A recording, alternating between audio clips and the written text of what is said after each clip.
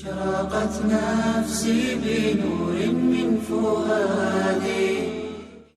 ابو طالب آپ کے چچا ہیں، ایمان نہیں نصیب ہوا لیکن آپ کا ساتھ بہت زیادہ دیا، برادری کے طور پر آپ کے ساتھ رہے۔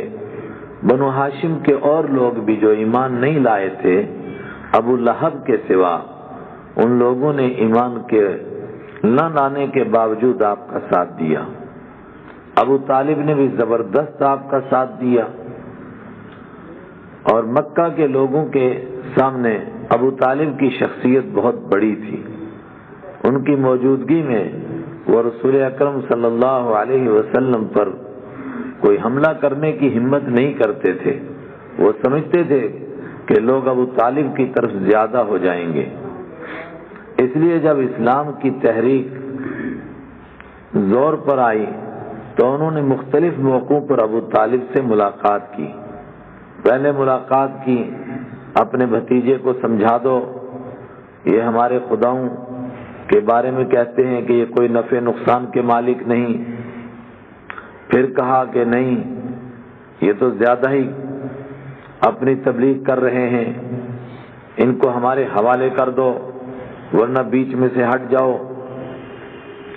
اسی طرح کا یہ ایک موقع ہے جس میں ابو طالب کے پاس یہ گئے اور ابو طالب نے حضرت رسول اکرم صلی اللہ علیہ وسلم کو بلایا، اور بعض حضرات کا کہنا ہے کہ یہ بالکل ابو طالب کی وفات کے قریب کا وقت ہے۔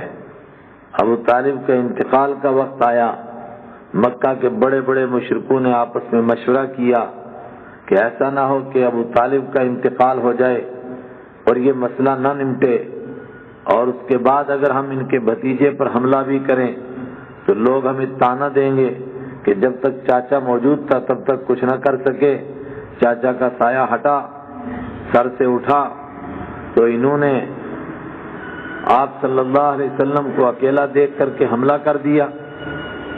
بہتر ہے کہ ان کی بیماری میں اس مسئلے کو نمٹا لیا جائے۔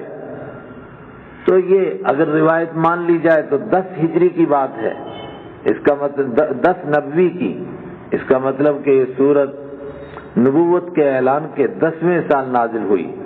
یہ ابو طالب کے پاس گئے اور ان کو کہا کہ دیکھیے، جو آپ کے بھتیجے کا معاملہ اور ہمارا ہے وہ آپ کے سامنے ہے، وہ کسی بات پر سمجھوتا کرنے کے لیے تیار نہیں ہیں، اور حالات یہاں تک پہنچ گئے ہیں کہ قوم آپس میں لڑ کر کے مر جائے گی۔ آپ ان کو صرف اتنا ہی سمجھا دو کہ وہ اپنے طور پر جس خدا کی چاہیں اس کی پوجا کریں، جس کی چاہیں اس کی عبادت کریں، لیکن کم سے کم ہمارے خداؤں کو برا کہنا چھوڑ دیں۔ حالانکہ رسول اکرم صلی اللہ علیہ وسلم ان کے خداؤں کو کوئی گالیاں تھوڑی دے رہے تھے، صرف یہی کہہ رہے تھے کہ یہ عبادت کے لائق نہیں، یہی کہہ رہے تھے کہ یہ نفع اور نقصان کے مالک نہیں ہیں، ان کی عبادت کرنے سے نہ کسی کا فائدہ ہو سکتا ہے اور ان کی عبادت چھوڑنے سے کسی کا کوئی نقصان نہیں ہو سکتا ہے۔ وہ کہتے تھے نہیں، ان کے بارے میں کوئی گفتگو نہ کریں۔ اس موقع پر ابو طالب نے حضرت رسول اکرم صلی اللہ علیہ وسلم کو بلوایا کہ یہ دیکھیے آپ کی قوم آئی ہے اور یہ مطالبہ کر رہی ہے کہ آپ ان کے خداؤں کے بارے میں کچھ نہ کہیں۔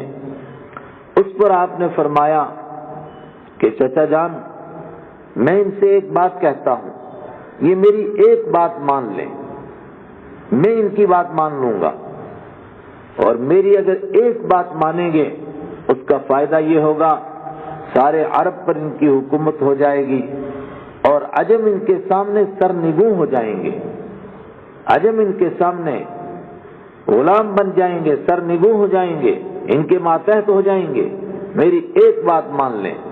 اس پر ابو جہل اٹھا اور اس نے کہا کہ میں اس طرح کی ایک نہیں، میں 10 باتیں ماننے کے لیے تیار ہوں۔ آپ نے فرمایا نہیں، ایک ہی، وہ صرف یہ بات کہ کہہ دو لا الہ الا اللہ، اللہ کے سوا کوئی عبادت کے لائق نہیں۔ اس پر وہ بڑبڑا اٹھا، اور آگے قرآن پاک میں ایک لفظ آ رہا ہے، مفسرین نے کہا کہ یہ اس کی بات کی طرف اشارہ ہے۔ اس نے کہا اٹھو، اس دال میں کچھ کالا معلوم ہوتا ہے، یہ صرف خدا کی توحید کی دعوت نہیں ہے، بلکہ سارے لوگوں کو اکٹھا کر کے اور ایک ہی ملت بنا کر کے یہ سب کا سردار بننا چاہتے ہیں. اور مشکل وقت آ گیا ہے، خداؤں پر ڈٹ جاؤ. اگر ایسے وقت میں ہم ڈٹے نہیں رہے تو ہمیں ڈر لگتا ہے کہ شاید ہمارے خداؤں کو اب کوئی پوچھنے والا نہیں رہے گا. وَانْطَلَقَ الْمَلَأُ مِنْهُمْ، یہ وہ لفظ تھا. وَانْطَلَقَ، اور چل پڑے. انطلق، اٹھ کھڑے ہوئے، چل پڑے. الملأ، سردار لوگ. منہم، ان میں سے جو بڑے سردار تھے، انہوں نے دوسروں کو سمجھایا. اگر یہ وہ ابو طالب کے پاس جانے کا واقعہ ہے تو وہاں اٹھا ابو جہل چادر جھاڑتا ہوا، دوسرے بھی اٹھے کہ اٹھو، کیا کر رہے ہو، دیکھ نہیں رہے ہو کیا کر رہے ہیں یہ تو سارے خداؤں کا بیڑا غرق. کہہ رہے ہیں جناب لا الہ الا اللہ، ایک بات مان لو. اس ایک کو ماننے کے بعد بچا کیا پیچھے؟ یہ تو ایک بات ایسی ہے کہ سب بیڑا ہی غرق ہو گیا، پیچھے کوئی خدا ایک بھی نہیں باقی بچا. کہتے جی ایک بات مان لو، میں تو 10 ماننے کے لیے تیار تھا، لیکن یہ ایک وہ ہے جس کے بعد کچھ بچتا ہی نہیں ہے. وانطلق الملأ، وانطلق، اور چل پڑے. الملأ، سردار لوگ. منہم، ان میں سے. اور کیا کہہ رہے تھے؟ انمشو، امشو، چلو. واصبروا، اور ڈٹ جاؤ. علی آلہتکم، اپنے خداؤں پر ڈٹ جاؤ. اور اپنی مجلسوں میں بھی وہ کہتے تھے، کیا کہتے تھے؟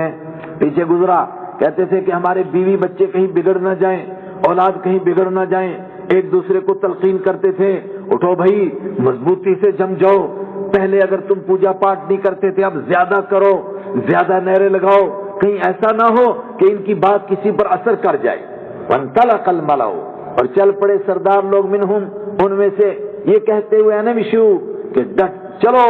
واصبروا، اور ڈٹ جاؤ. علی آلہتکم، اپنے خداؤں پر. ان ھذا لشیء یراد، ان ھذا، بے شک یہ. لشیء، ایک ایسی بات ہے. یراد، اس کا ارادہ کیا گیا ہے. لفظی معنی، اس کو چاہا گیا ہے. چاہا جانے کا مطلب یہ جو کہہ رہے ہیں ایک خدا ایک خدا ایک خدا ایک خدا، اس کے پیچھے راز ہے. سارے خداؤں کی، بھئی لات کی ایک پارٹی، عزا کی ایک پارٹی، الگ الگ خداؤں کے نام کی الگ الگ پارٹی، الگ الگ ان کے وہ بت خانے، تو سارے ختم ہو جائیں گے، ایک بچے گا. جب پارٹی ایک رہے گی یہ اس پارٹی کے سردار ہو جائیں گے. اس کے پیچھے اصل میں بادشاہ بننے کا چکر ہے، یہ بادشاہ بننا چاہتے ہیں. ان ھذا، بے شک یہ ایسی چیز ہے. لشیء، ایسی بات ہے. یراد، جس کا ارادہ کیا گیا ہے. اور یوں بھی ترجمہ کیا گیا کہ بھائی ڈٹ جاؤ. کیوں؟